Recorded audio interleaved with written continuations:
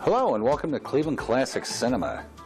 Tonight's movie is 1955's King Dinosaur, directed by Mr. Big himself, Burt I. Gordon.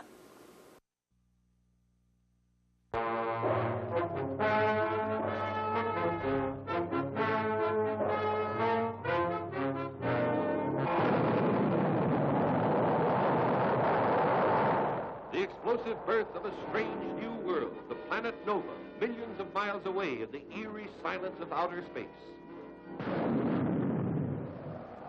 Man's rocket takeoff on an amazing voyage of exploration with a strange crew of 4 daring adventurers on board. A professor from an American university, a biochemist to run tests on whatever life exists, a doctor to check the known and the unknown medical data, a mineralogist to search for the radioactive materials that gave this new world birth.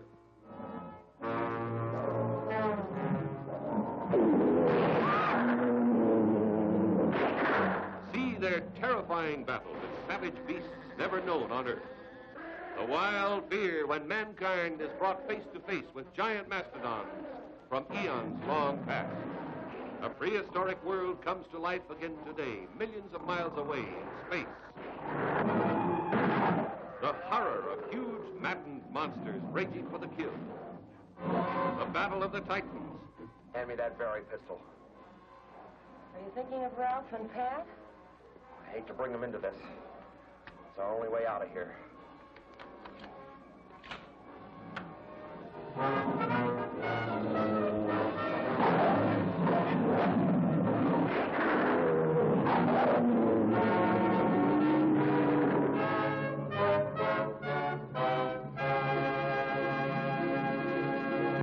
The first time I saw this movie was on that old standby for blasted young people in the late 1970s, 8 All Night. I recall my friend Danny and I were at my house, pleasantly buzzed and looking for something that would help pass the time. It was about 2 a.m. and the only all-night station was Channel 8. This was in the dark days before cable TV, mind you. So we consulted the TV guide and saw King Dinosaur was about to start. We flipped it on and sat for the next hour or so either gaping in slack-jawed disbelief or laughing hysterically at this ridiculous movie.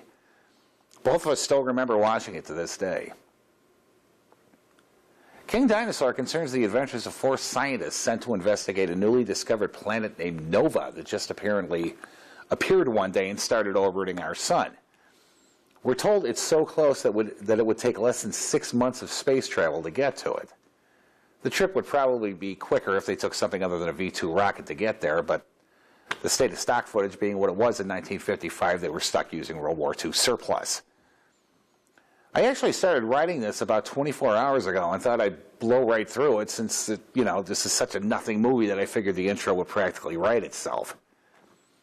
I watched the movie again and was so stupefied by how awful it was, I only got through about a page before this apathy just overwhelmed me and I had to just step back and sort of flush the movie out of my brain. Luckily, this wasn't real hard because this movie is so insubstantial that you can forget it pretty much after you watched it once. Now, because of that, this is going to be a different kind of intro. I usually just tell you about the plot and point out a few things to look for, but I try not to spoil the movie for you. In this case, however, the movie we're showing is so stupid, so lame-brained, and so idiotic that I feel not spoiling it would do everyone watching a tremendous disservice. This way you can watch the intro and skip the movie, and if there's ever been a movie that's worthy of being skipped, believe me when I say it's this one.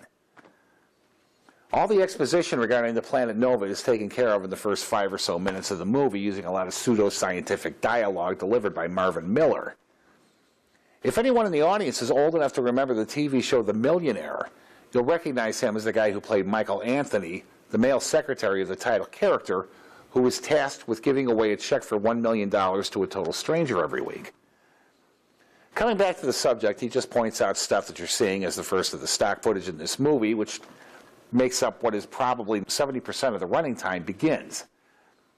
After establishing that the team will be taking an atomic-powered device that can be overloaded and used to create an atomic explosion, which is something everyone should take to a pristine Earth-like planet, we meet the 4 scientists selected to go to Nova and explore it.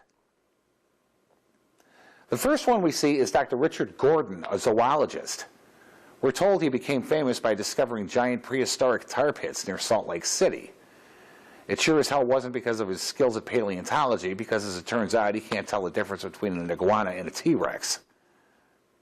Next we meet Dr. Nora Pierce, a geologist. We never actually see her doing any digging after her intro, though. She seems to be on the trip, so Dr. Gordon will have someone to push around. Medicine is represented by Dr. Ralph Martin, whose war service, quote, fortified him with the experience of treating most diseases and fatalities that overtake men. That is, on our Earth, unquote.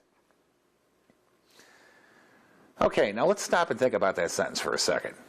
How do you treat a fatality? Chemistry is the business of Dr. Patricia Barnett, who completes the group of scientists. Once she runs out of things to investigate, however, she spends most of her time on Nova either complaining, leading Ralph into trouble, panicking, screaming, or getting thrown around by Dr. Gordon. These 4 knuckleheads are packed off in the V2 to Nova, and when they approach the planet, we get to see the rocket flying parallel to the ground at treetop level, which instantly destroys any scientific authenticity that this movie had going for it, which wasn't much to begin with. It then straightens out and touches down through the magic of running a shot of the V2 taking off backwards. It settles behind some transparent trees, a Burt Gordon specialty, and Ralph and Patricia get out in the middle of Oregon with spacesuits that, from the looks of them, aren't exactly airtight if they're just wearing work gloves. They feature these idiotic bubble-headed helmets, and there's a great shot where Patricia looks into a microscope with her helmet still on, which is something like looking into one while wearing glasses. After establishing that it's safe to wander around without spacesuits on despite the presence of unknown bacteria, the 4 start to explore the valley they landed in and discover an amazing amount of stock footage featuring animals you can see just about anywhere on Earth. They set up camp about a half-day's walk from the ship, which makes no sense at all to me. Why in the name of God would you set up camp a half-day's walk from your supplies? Patricia gets nuzzled by a snake, which is, I swear to God, the exact same stock footage of a snake used in Bride of the Monster. This is the first of countless times during the film that she gets completely hysterical over the least little thing, so get used to it. They build a lean-to of sorts and get some sleep while Dick keeps watch. When he sacks out, Ralph and Patricia take a little nookie stroll, and Ralph ends up wrestling an alligator. He gets the worst of it while Patricia just stands there and screams her head off.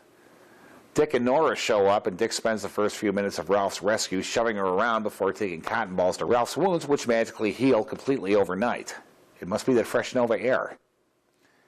Nora becomes obsessed with seeing what's on a nearby island, and she and Dick decide to check it out, taking along their new friend, Joe the Honey Bear, otherwise known as a kinkajou. The only apparent reason Joe is in the movie is so Dick will have someone other than women to throw around. While Dick and Nora are off exploring the island, Ralph sees the first big bug of the movie, which I think is a bee since it makes this angry buzzing sound, but it actually looks something like a cricket. The special effects here are so awful that you can't really tell what you're looking at, so I'll just stick with calling it a bee. Ralph shoots it to death while Patricia does what she does best, which is scream. I love the way the women in this movie lose whatever scientific acumen they possess the instant anything untoward happens and turn into helpless females begging the men to save them. Actually, they don't even do that. They just kind of like fling themselves onto the men, which makes Dick happy because it gives him a chance to push him around some more. In fact, there's one shot where Dick is shooting at something and throws Nora, who's pretty much laying across his shoulders, off of him, and she slams the back of her head on a rock. For real! I'd be surprised if she didn't take a couple of stitches on that one. Once the two of them get to the island, they find that it's populated by a giant iguana that immediately attacks them. Actually, it's Dick that immediately attacks the iguana by shooting at it as Nora screams, but you don't want to draw too fine a line here. Never mind that iguanas don't eat meat. It soon corners them in a cave, and Dick is forced to signal Ralph using a flare that looks amazingly like a personal vibration device. Dick takes a Polaroid of the iguana sticking its head into the cave and identifies it as a Tyrannosaurus Rex. He holds the picture up in front of him, and then we cut to the exact same shot as Dick just took. It looks like he just did a frame grab from the film. As he waxes over the amazing discovery they made, Pat grabs the photo we just took and rips it up, screaming about how no one will believe them anyway. Well, they sure won't believe it without photographic evidence, so at least you got that right.